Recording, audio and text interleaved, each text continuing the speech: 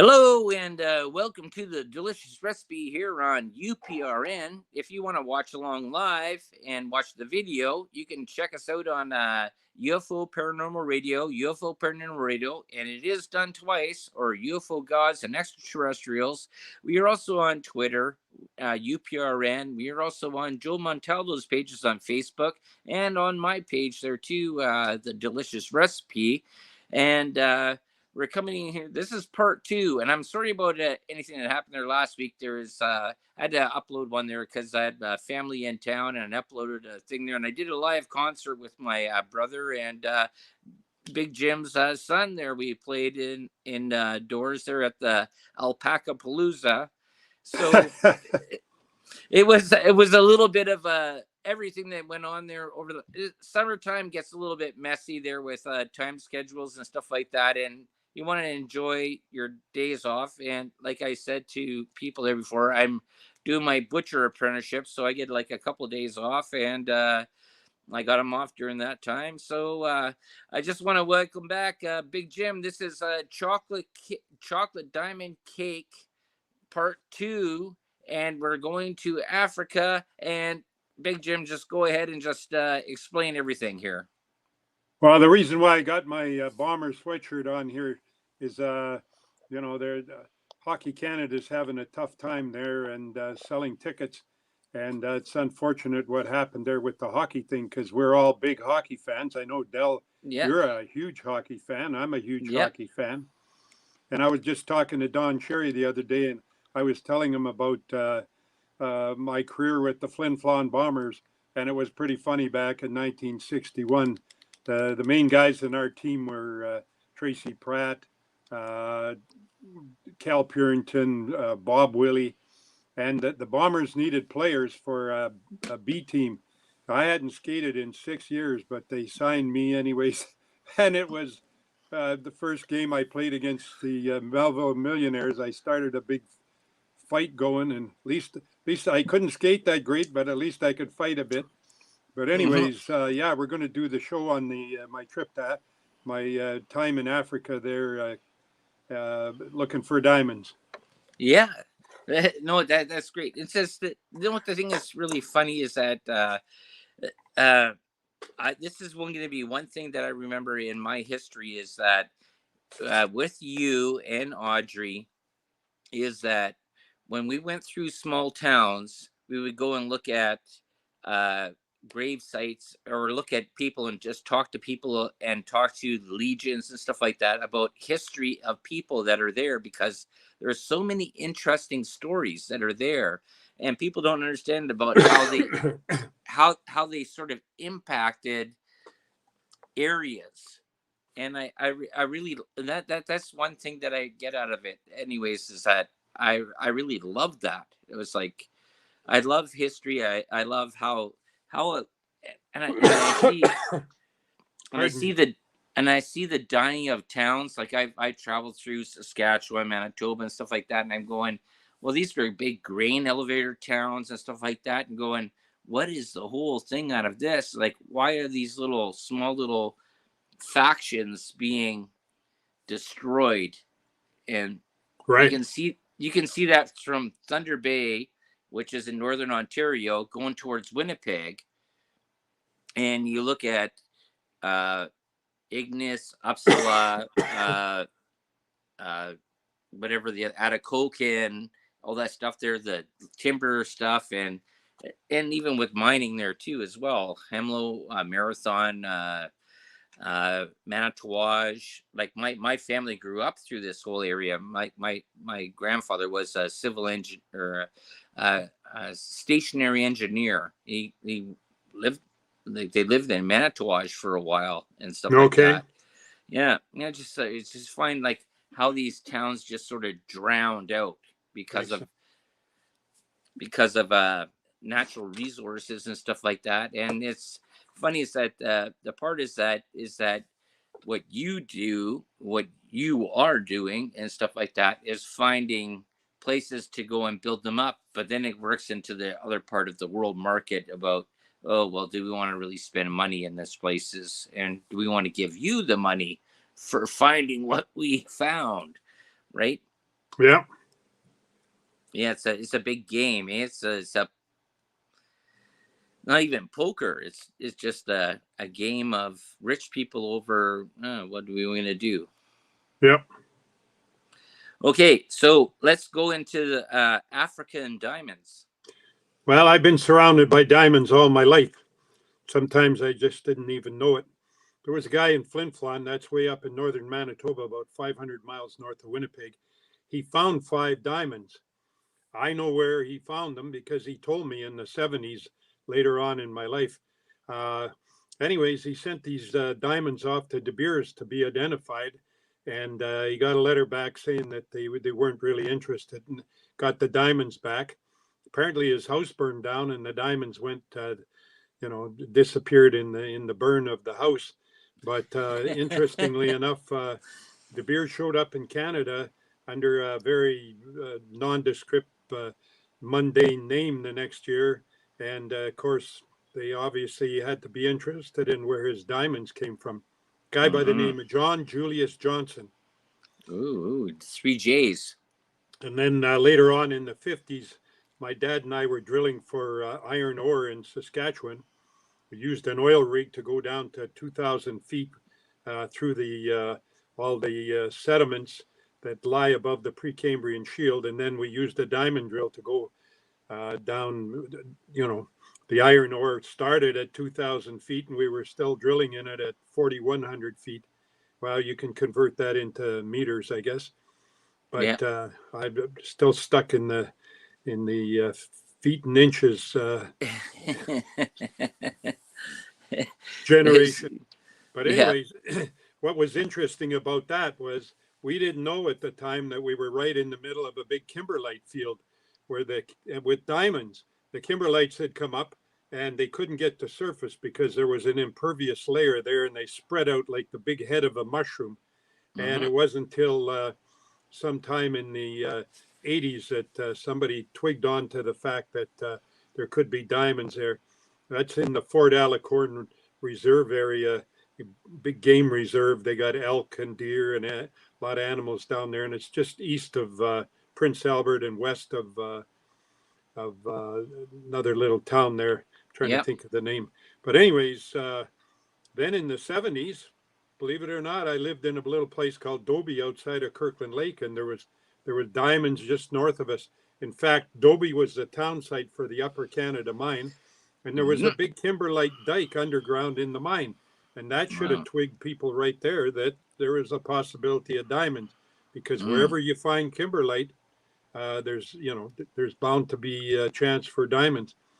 And Okay, then in because the let, 1980s, let me just uh, hold you one part there because there's 2 stories that I want to go and pop in here. There was okay. there was there's a part that Randall Carlson, he's a guy, he's a professor there about the big huge flood that happened there that pushed things over. But then also I remember you telling me is that somebody around Kirkland Lake or maybe south of that or whatever like that found a huge boulder that was like full of gold. And they were thinking it was glacially pushed. Right, So that was the part about is that okay, well now if you're finding diamonds here, where was the source? right, Because of the glacial part there in 12,000 years ago. right. Yeah. I Well, don't. there's for a long time, they found diamonds years and years ago before Chuck 50 in 1991 found his big discovery in the Northwest Territories. There Yeah. was diamonds in the glacial debris down in the northern United States, and people kept, scientific people kept saying, well, they must have come from Canada, from somewhere in Ontario, because Right. they were found in Michigan, all those different northern Right. states, Wisconsin, Illinois. And so they were thinking, well, the glacier must have brought them down from someplace. And it turned out to be true. It just out of Attawapiskat there, that's where De Beers finally found the Victor pipe. And later they found a bunch of other pipes. Wow, eh? And so it's really funny that you get those says so the guy finds a couple diamonds and the company that doesn't want the diamonds all of a sudden show up under a pseudo company and Yeah, sets up right? Right. It's it's just always find this stuff so interesting. It's like, oh, okay, well, yeah, we're not interested. Okay, set up another company, Well, right? listen, Dal, the diamond business always has been very clandestine, and I mean, people didn't didn't want to give out secrets about. And same in hard rock mining and oil and everything else. There's people you don't want to give people a hint of where you're working and or where you've made a discovery until you've Hmm. got everything staked and covered. That's I've run into that dozens and dozens of times over my life. So in Yeah. the 70s, Johnny Johnson was working for us in Timmins. We were working for the Guggenheim family out in New York City. And he told me, he said, Jim, I'm not going back to Flin Flon, but I'll tell you where I found those 5 diamonds. And so I got the maps and checked it all out. And he pointed out where he'd found the diamonds. And later on, I found when he died out at our Pine Bay mine there in just out of Flin Flon at Sourdough Bay. I Hmm. found a bunch of old records on different prospectors, and there was a whole bunch of articles and maps from Johnny Johnson. I guess my dad had filed them away, and where he told me there was no doubt about it on the maps. There was a good chance of finding diamonds there, but I've been so busy all my life that never had a chance to get back. When I lived in Dobie, I used to see this Hulbert Lee work for the Geological Society of Canada there, and he would be going around in these gravel pits alongside of the highway all the time. And I was always curious. I was working at the college then, not working in the mining industry. One day I stopped and I asked him, I said, "What are you looking for?" He said, "I'm looking for kimberlite float." And I said, "Well, did you ever find any?" And he said, "Yeah, I have found some." So the diamonds must come from somewhere north of here. And that's Hmm. where they found the pipes about 15 miles north of where he was finding the float in the gravel pits. Wow, eh? That's really interesting because, like I just said there about that part about Randall Carlson. He's a professor and deals with this part about he's looking at flows that went through Canada down through the states, and you're going, there might be more minerals up in Canada, and just if you because now that we have satellite technology with Google Maps where you can look down and you can see how the landscape was sort of constructed, Yeah. and it's really interesting. And it says, well, it could be part of it or whatever, but Well, we you didn't. can follow, you can follow the Yeah, eskers and the moraines. yeah. And like you said, you can see all that on the satellite photographs.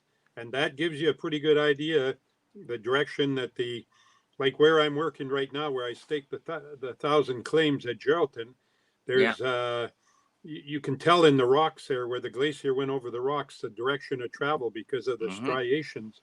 And Yeah. there's places down there that I've this that one of the government geologists told me about. In Yeah. fact, he actually published his results, but nobody Yeah. seemed too interested. There was places where there was all sorts of gold grains, and where you find these gold grains, they Right. obviously the source must be up ice. So Yeah. that's what I'm working on right now is Oh, finding where the source of these gold grains that the government geologist, fellow by the name of Rob Kandari, yeah. he wrote that in a report that there was 2 other geologists earlier Yeah. than him that had found these gold grains, and they did a big survey around the whole Geraldton area. So same Yeah. idea with the diamonds. Hmm. Uh, so just carrying on there, Yeah. Go ahead. my trip to Africa was in 1993, 94 when I worked over in West Guinea. But in 1998, I was back trying to stake some of those diamond claims in Fort Alicorn, like I said, where the iron deposits are. Went Yeah. up against IPSCO, and the Regina police arrested me and threw me in jail. So that's another hour-long story that we can tell. But Okay. anyways, let's start with a company Let's do. from Thunder Bay here, Yeah. Y Okay. Resources, and they got involved with an ex-CIA agent that had worked in the Belgian Congo for the CIA, and he had come back with 5 diamonds. One was 22 carats, and the other diamonds were smaller. And he got involved with a fellow out of Dallas, Texas, and they got president of Y Resources, Jim Mislicki, interested in these diamonds.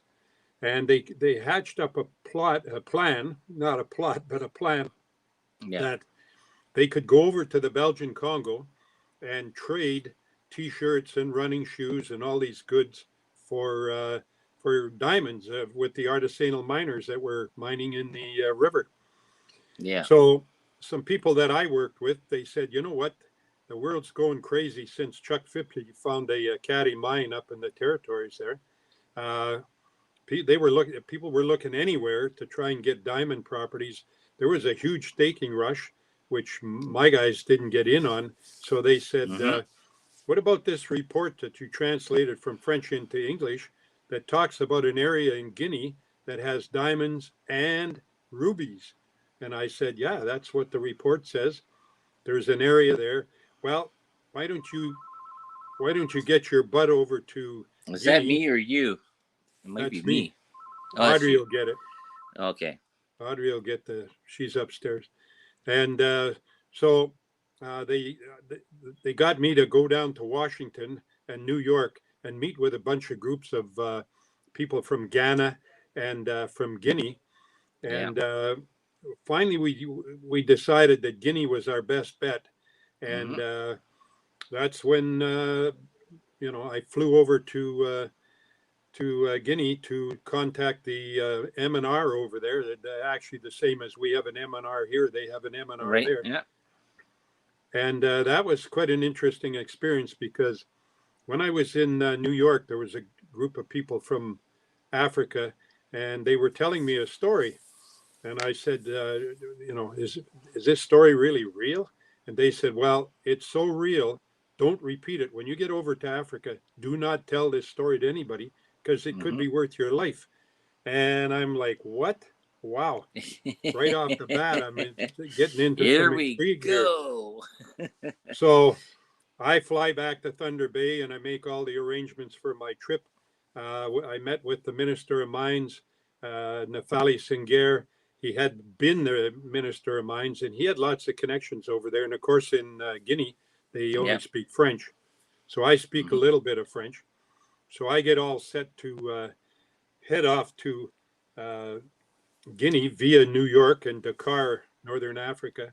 Yeah. And when I arrive in New York, lo and behold, the All-Star game is on. So I get tickets at Madison Square Gardens for the All-Star game. And I go and watch the game, take a bunch of pictures, talk to a bunch of the hockey players after the game. So I've got a 2-for-1 going here. Yeah. Then I come out of Madison Square Gardens. It's pitch black, pitch dark. And I jump in a cab and the guy says, where do you want to go? I said, I'm staying at the the Marriott out by JFK Airport.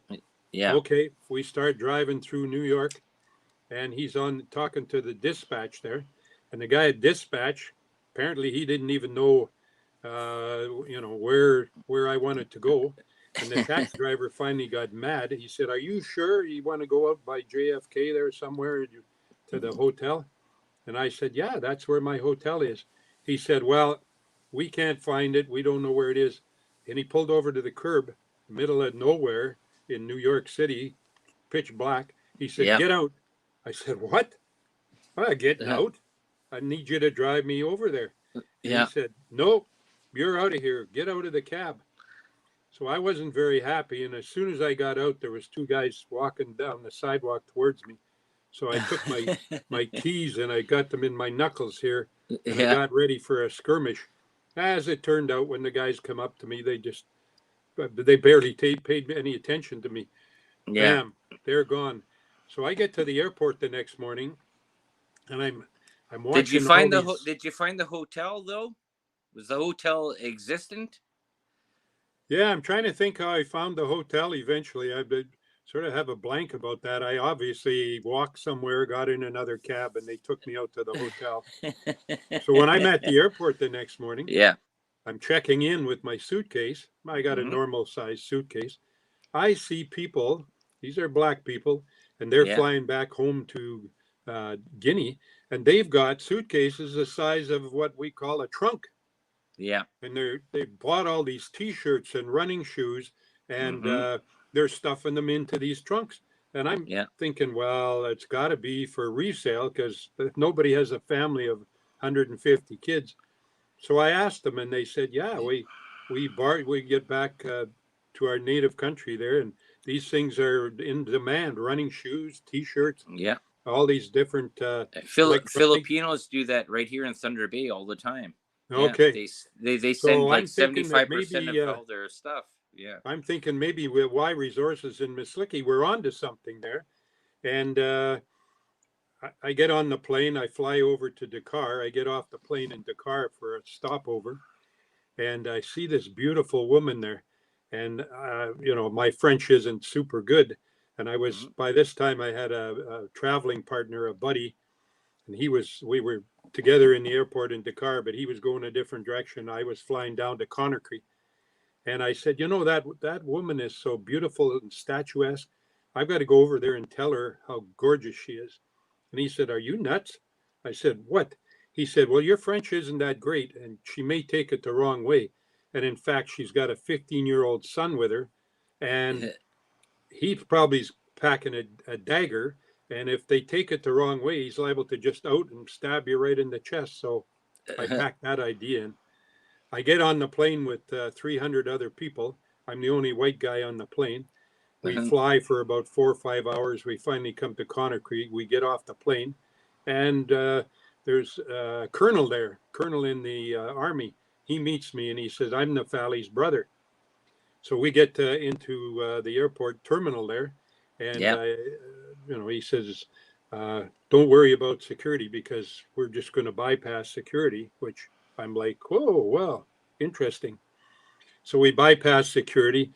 We get into a big armored truck, a couple soldiers that the colonel's got with him. It's pitch black, and I'm like, "How come everything's so black here? Like dull, Uh, there's no electricity in the capital city of Guinea in Conakry. Yeah. So we're wending our way on this road into where my hotel was, right in the city, and I can see these little campfires and little burning pots going there, and people are cooking outside, and I'm pretty awestruck. I get to my hotel. I get into the hotel. It's all a great big fence all around the hotel, and it's right on the ocean. And about Yeah. 50 feet from the gate into the hotel are the Yep. slums. I'm like, wow. So I get in there. I get a good night's sleep. I get up in the morning, and I go outside. And they're telling me, you got to be careful. You better not go too far from the hotel. I'm careful Hmm. of what? Well, there's problems out there. So I wander out about 50 feet, and there's kids playing a little tiny foosball machine, and it's been repaired with duct tape and whatever. And there was one kid there, and he could talk really good English. So I said, "Well, I'm going to make you my guide." So I hired him, and for some of the days I was there, he would travel with me and act as Yeah. sort of my interpreter. But that was quite a interesting situation.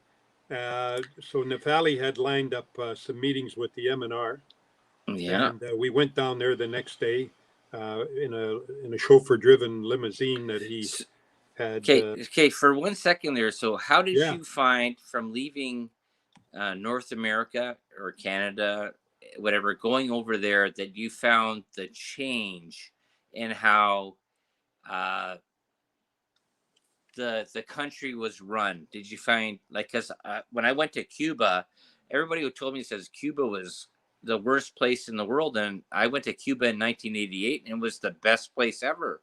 And I was like, but the people that lived there, yeah, well, they were sort of uh, restricted in what they could do. But for me, it was great. It was like, because I was Canadian in Cuba. But how did you find it, like, as perspective there? Like, Well, the first thing right off the bat that I can tell you about was, I walked around in the slum there a little bit and tried to take some pictures of people. And anytime I would try to take a picture, like there was yeah, a woman breastfeeding her baby, and I was going to take a picture of that. And yeah, right away she said, no, no, yeah, uh, d'argent. I won money for if you're going to take my picture.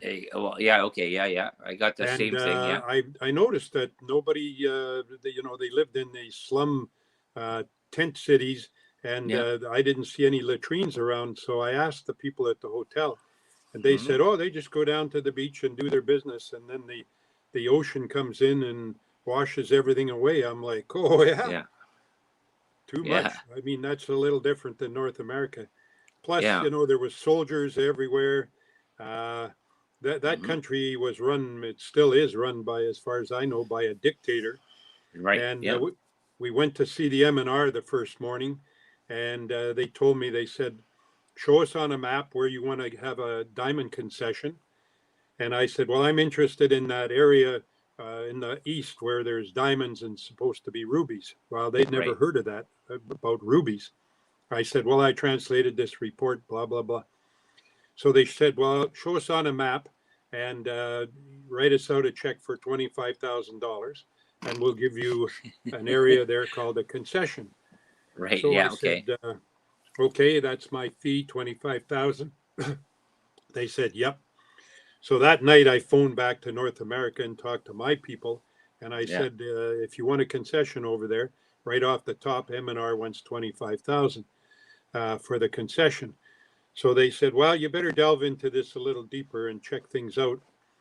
So the next day we were driving around the city for another meeting, and Hmm. Naftali says, "Well, we got to go to the bank and get a bunch of these little banknotes." I said, "What's that for?"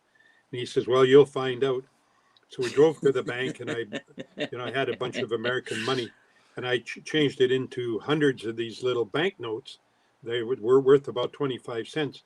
We get Yeah. back in the limo, and when we get in a certain part of the city, we get swarmed by about 80 people, mostly kids, but there was adults there too. And Yeah. they swarm right in front of the vehicle, and you can't, the only way to go by is you got to drive over them. So Yeah. the chauffeur tells me in French, "Roll down your window and stick some banknotes out there." So I stuck my hand out with the banknotes, and the whole crowd ran around to the side and started Yeah. grabbing my banknotes. Yeah. I didn't give them all out to them. And then Yeah. as soon as they got over on the side grabbing the banknotes, then we shot ahead through the intersection. So that again was another big culture shock. Well, And I'm just gonna stop you just there. Is that's the part that people don't understand about culture shock and things that happen in other countries. third And world countries. yeah, and it's very surprising. Well, I mentioned Cuba, but there's other countries I went to there too. And like when you go to like tourist resorts, says, "Oh, Mexico's beautiful." Yeah, well, get out of the side of the hotel district and go and see them that are living down there. Yeah. They're not. It's not what you think it is, and it's really surprising, and it's the same thing that happens in Canada and North America. Like you look at how it is, but third world countries are even worse. They glorify this small little area where Oprah Winfrey goes and puts a school in and gives Yeah. all these people, but the other 800 miles around that to have to walk 8 hours to go in is it's not the same thing, right? I just find that really interesting, and I guess you experienced it before all the internet happened, anyways. Yeah, this was back in the 90s, about 93, 94, when I worked over in Africa. So, Yeah. anyways, I had my little guide there, and he was always at the foosball machine in the morning. So I come Hmm. out one day and I said, "We got to go for a meeting with the Canadian ambassador. I got to tell him I'm in the country and talk to him." "Okay, Yeah. well, I know where to go." And I didn't have the limousine that day. So he and I decided we'd walk. It was about a mile from my hotel. So we leave there and we start walking. And of course, all along the ocean, there's all these villas that the French had built. And then when the French exited the country, the African people took over these villas. And each Yeah. villa has its own diesel generator. So Yeah. we're walking along, and we're in sort of a laneway for a street. And of course, all these diesel generators are putting the fumes out in the laneway. And Right. then all at once we come out in a cul-de-sac, and there's a tank sitting there and about a dozen soldiers on top of the tank, and they've all got their rifles. So Wow. we look over towards the ocean direction, and they start yelling at us. And the kid says, "Just keep walking. Yeah, Don't stop. exactly. Yeah, Don't go over there." yeah. So we just keep boogieing down this lane, and I keep wondering if their soldiers are going to come after us. But as it turns out, they didn't. So we got Hmm. to the ambassador's compound. Everything's in compounds, and the kid had to wait outside the compound, and I got ushered in to see the ambassador, and he said, what are you doing over here, Jim? And I said, well, I need to get over to the east part of the country and check out this. I'm going to have to hire some people, and we want to dig around and get some samples and look for these diamonds with the rubies. Yeah. And he says, I don't understand why you'd want to work in this country. And I said, well, I mean, I was sent over here by people with money. It's their idea. I'm just, a Yeah. working man geologist. So he said, well, you may well find out. And I told him, I said, I was walking around yesterday in this slum area, not by the hotel, but this was a different area. And Yeah. he said, what? And I said, yeah, I mean, I want to take a few pictures and get a feel for the culture. And he said, oh my God. He said, you better be careful. He said, there's gangs that run in these slums. And he Hmm. said, there'll be 4 or 5 adults together. Well, they're young, more young, not older people. Yeah. And he said, there's one runs by you and hits you in the back of the head with a brick and stuns you. And when you fall down, there's a couple others grab you right away and feel around and get your wallet and any money or whatever. And then they Hmm. run off in a different direction before the police can get there. I Yeah. said, are you serious? He said, yeah, it happens every Hmm. day. Tourists Yeah. walking around, people walking around that have no Well, business in those places. exactly. So That I'm that like, that's the best. okay.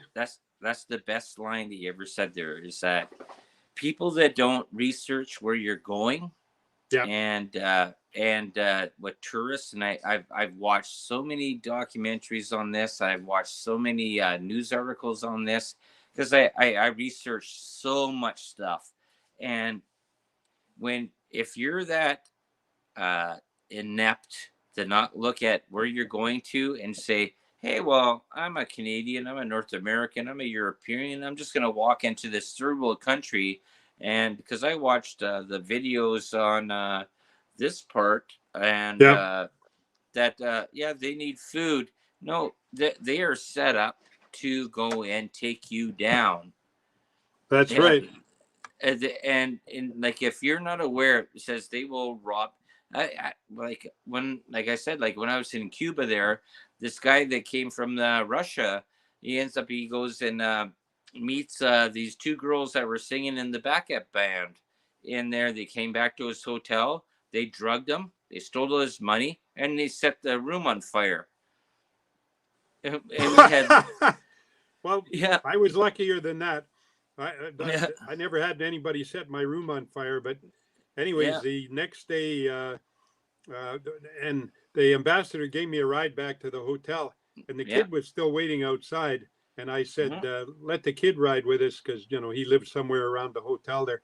He said, absolutely not. He's not getting in this limo because he Right. had a chauffeur driven limo.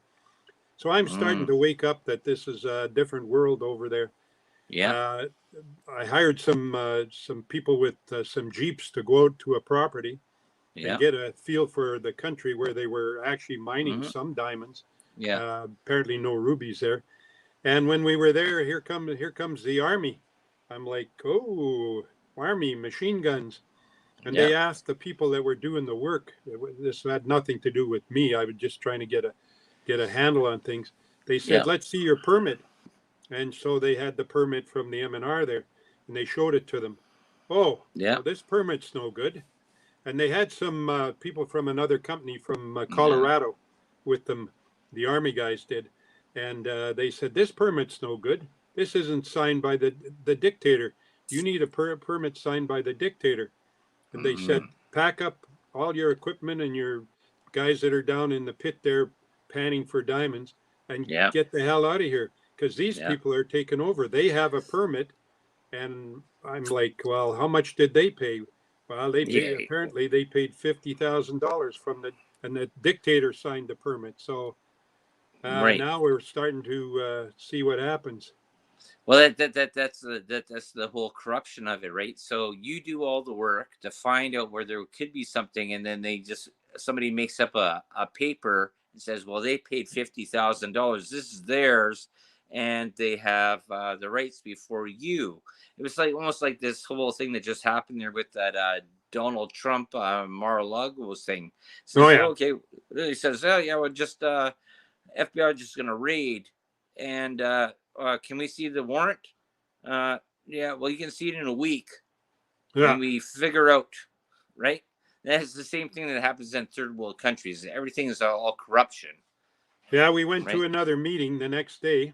Yep. Nafali was with me, and we had a couple other people along with us. And at the meeting, we ended up breaking for lunch. And there was a fella came up to me and he said, "You're from Canada, right?" And like he was talking in French, and I said, "Yes, I am." Yeah. And he said, "I'd like you to do me a favor." I said, "What's that?" And he said, "I'm going to pass you a letter." I said, "What? You're going to pass me a letter?" He said, "Yeah, I want you to, when you get back to Canada, to mail this to my wife." And Jeez. he said, "To tell her that I'm okay." And I said, "What the hell are you talking about, buddy? Are Was you a this? Was it? Canadian citizen?" He said, "Yeah, Was it? I'm from Montreal." But he It was, said, what's his wife, Shania Twain? That would have made a good. No, I "Oh." know. Sorry, I'm sorry. It just. Anyways, when nobody was looking, he passes me this letter. I wasn't very happy about getting this Yeah. letter in case somebody ended up searching me. And he said that he was in a lawsuit with the Guinea government, and he couldn't. He was under house arrest. He couldn't leave the country. And I Yeah. said, "Well, you're at this meeting." He says, "Yeah, but I can't make phone calls. I can't get on a plane.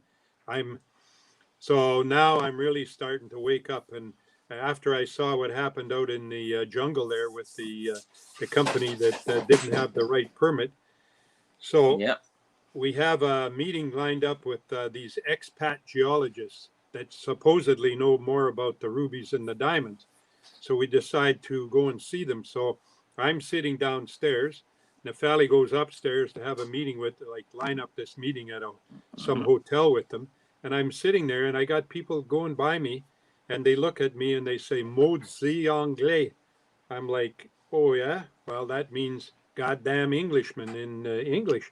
Uh, Oh, like okay. you can tell that there's certain people have a hatred for white people, for English people.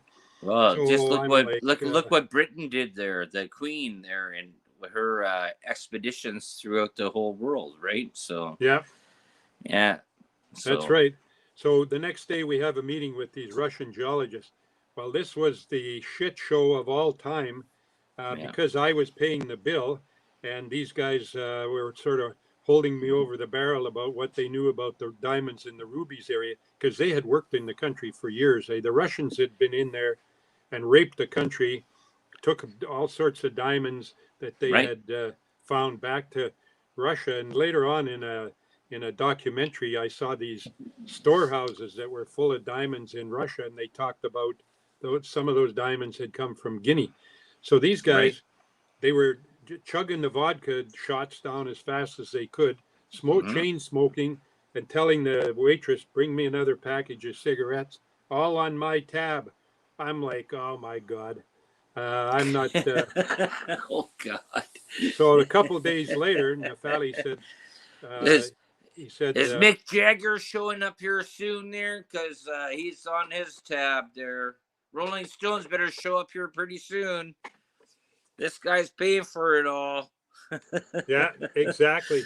So the next day or the next night, Nafali comes with this fella that's got an actual 52 carat, 55 carat diamond. And he's telling me that, the diamond is for sale. Are my people interested? So they come up to my hotel room, and the guy that had the diamond, he's obviously a diamond merchant. he had a bodyguard with him, and this guy was like 6'8". I don't know. I didn't see any other 6'8" people around, but in my travels, but this guy was, and he had a big robe on, and every time he turned his body a certain way, you could see this bulge on his stomach, which I'm Yeah. pretty sure was probably he's probably packing something in there, probably a Yeah. handgun. So they show me the diamond at 55 carats, and I'm looking at it with my loupe. And of course, Yeah. all diamonds have different internal characteristics, which Right. Right. Yeah. determine how you're going to cut it. And I Yeah. could see some bubbles, I could see some fractures. And I said, well, okay, how much? Because my people back in Canada were interested in me coming back with some diamonds. Yeah. And he said, well, we want 1,000 US, or the diamond merchant said, I want 1,000 US per carat. So that's 55,000. He says, you can pay me right now. And I said, well, I don't have 55,000 US on me. I So can get say it. say how big would a 55 carat be? Like the size of like a toonie? Like There's around?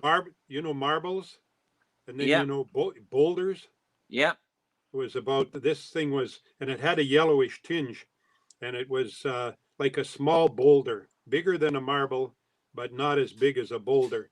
And Yeah. and of course, it had some shape to it, Yeah. and it was like I said, it was part canary in terms of it had a yellowish tinge to it. And And I now said, well, that I'll take some pictures and I'll send them back to my guys. And if they're interested in buying that diamond, he yeah. said, well, if you take it to New York and cut it, I mean, you'll get a lot more money for it.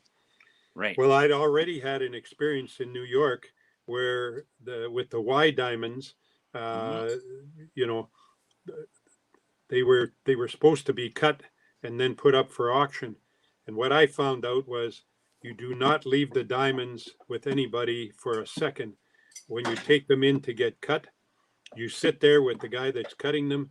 And at night, if he hasn't finished cutting them, you put them back in your briefcase and you go back to the hotel and you come back the next morning. You never take your eyes off those diamonds, Right. because my understanding was why had why resources had apparently paid the CIA people $150,000, and when the diamonds finally were cut and went to auction, they got 40 grand for them.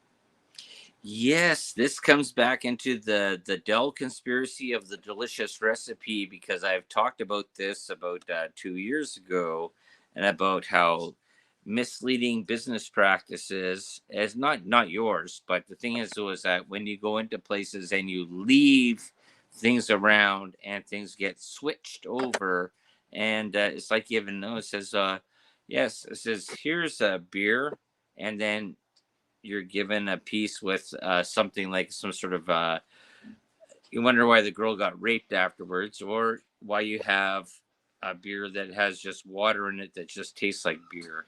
And it's really really I just I just want people to wake up that says there is very evil people out there that do evil things, and you can't expect that North American ideals exist in third world countries.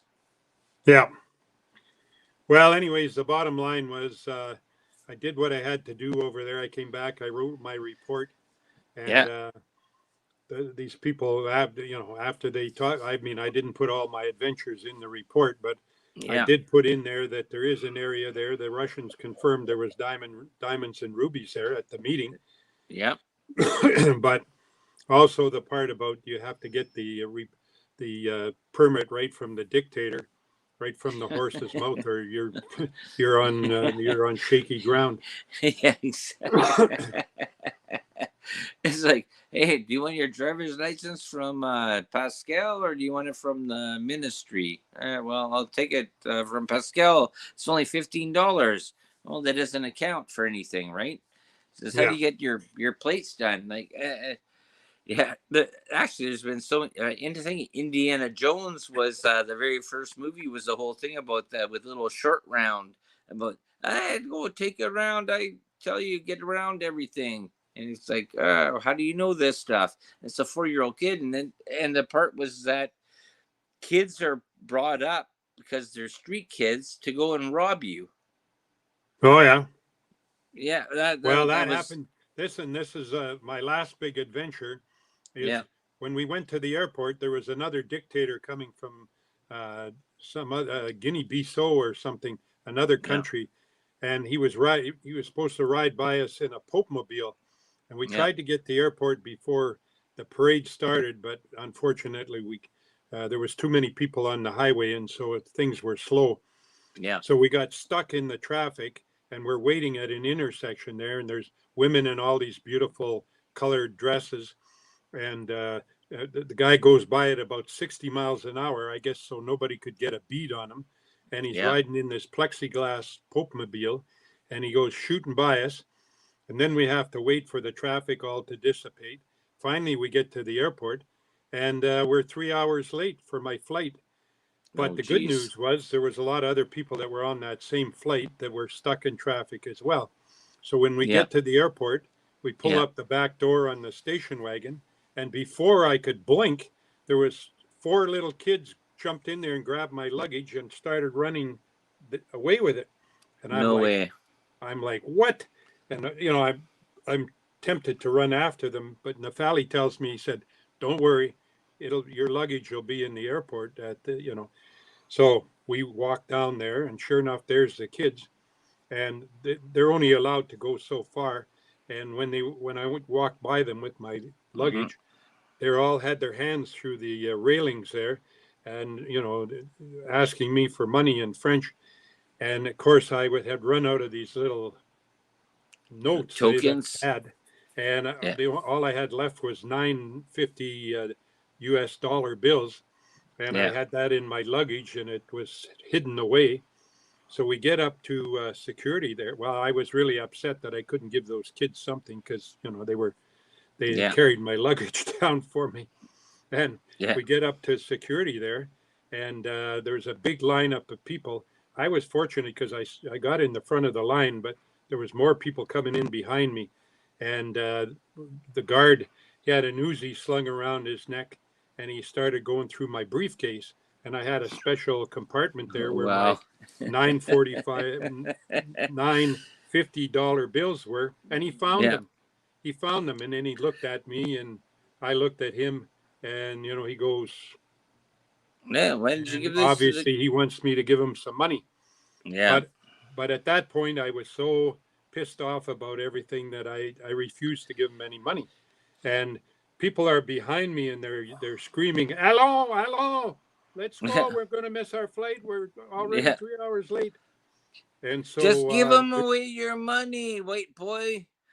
we're at a stalemate, and Yeah. and I'm thinking what flashed through my head at that specific time was uh, maybe I should just pound this guy right in the head, knock him Yeah. down, and grab my briefcase and run for the door, because the door was Yeah. only about 30 feet away to get on the plane. Yeah. And I had that brief thought go through my head, and all at once I had this funny feeling, and I turned around, and there was his partner, and he was about 20 feet behind me, and he had his Uzi already up, pointed right at me. So guess what? If I'd have slugged that guy and tried to run for it, they'd have found my body rotting in the jungle somewhere, I'm sure. Well, I And think if well, you played hockey. You give a hip check and you roll down. So you it probably would have been good. so, anyways, that was my last big adventure. I got on the plane, and I think that flight actually we flew straight back to New York City. And so I filed my report, and these people said, "Sounds pretty. I don't know that we want to work over there.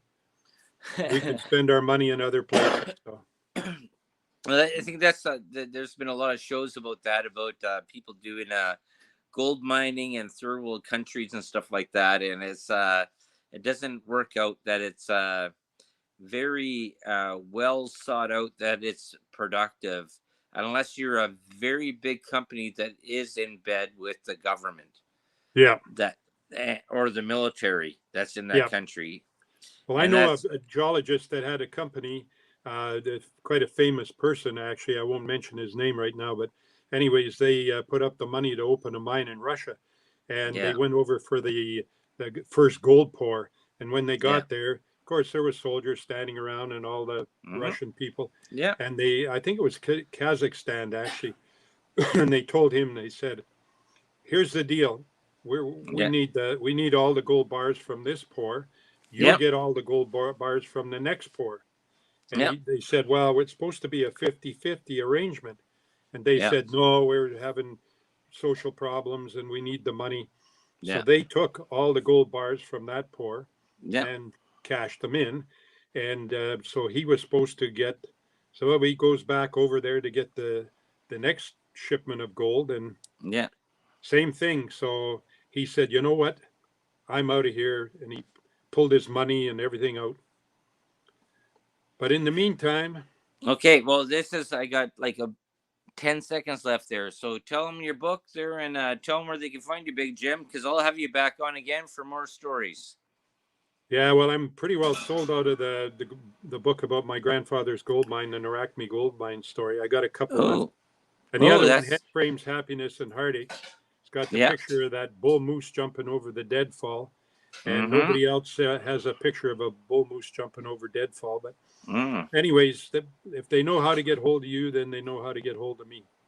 That sounds awesome. I really appreciate you being back, and I'm really sorry about the last time there. Just I came back from camp, and that was Yeah, something no, else. it's not a problem. We got it done. And Yeah. anyways, I had a great adventure and an interesting trip. And the main thing was I came back alive. There you go. And the thing is, though, is that Big Jim has more stories, and I have more stories there too as well. And he's told me so many stories. We've only just touched on some of them there, anyway. So yeah, the Winnipeg Bombers and Flin Flon Bombers. Flin Flon Bombers. Yes. Yeah, signed me up, and I hadn't skated they were so desperate for players. I hadn't skated for 6 years, but the home of Bobby Hall, right? Bobby Clark. Bobby Clark. That's what it is. Anyways, Jerry I gotta Hart. go and click off, or else I'm gonna get donced for this. Talk later, So, thank you very much. This was the Delicious Recipe Thursday night. Check us out next week. New guests, new times.